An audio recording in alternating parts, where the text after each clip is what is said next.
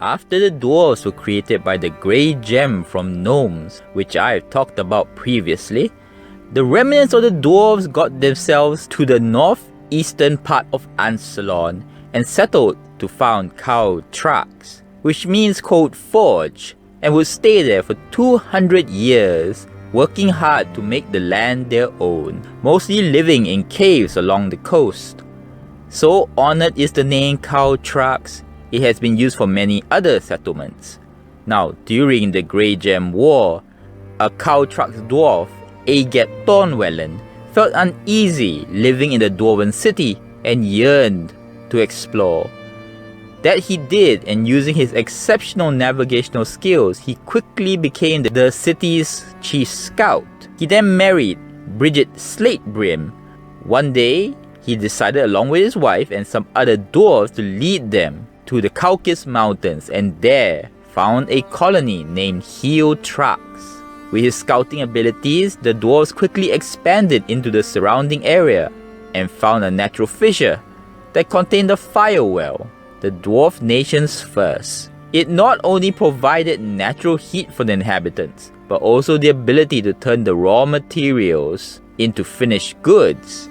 Though a great leader, Agat died without a child, even though he and his wife adored children.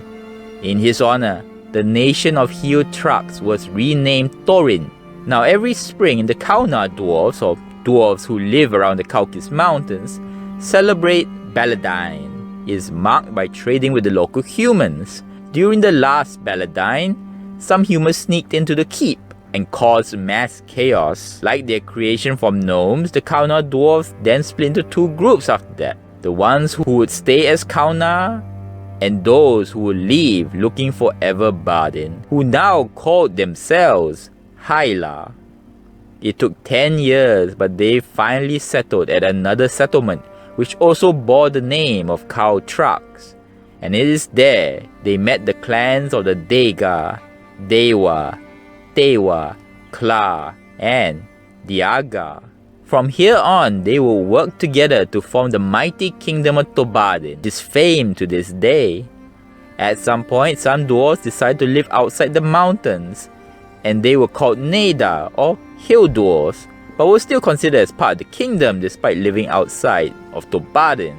The dwarves of Thorbardin would then dominate dwarf history and would sign a treaty with the Qualinesti elves and the humans, known as the Sword Sheath Scrolls, after the Kinslayer Wars, which stated how both elves and dwarves would work together to build a fortress of Pax Takras, which translates to peace among friends, or Citadel of Peace.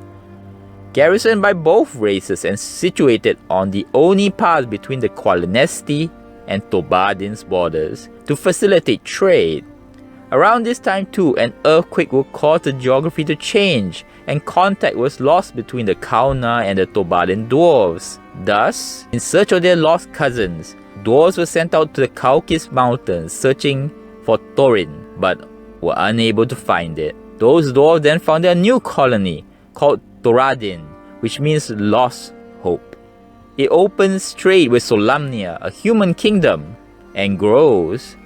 At the same time, the Hyla sends an expedition to the Karolis Mountains and builds a mining outpost there, which will grow to be self-sufficient.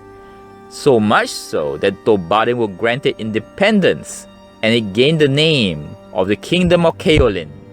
It does not grow much from there, but its strategic location allowed it to grow in power and status. Thorbardin too, being the main dwarven stronghold, will reach its peak and will become one of the biggest trading powers along with Solamnia and Ishtar. That being said, Ishtar's culture became increasingly more bigoted, and this leads to Thorbardin being closed to all humans.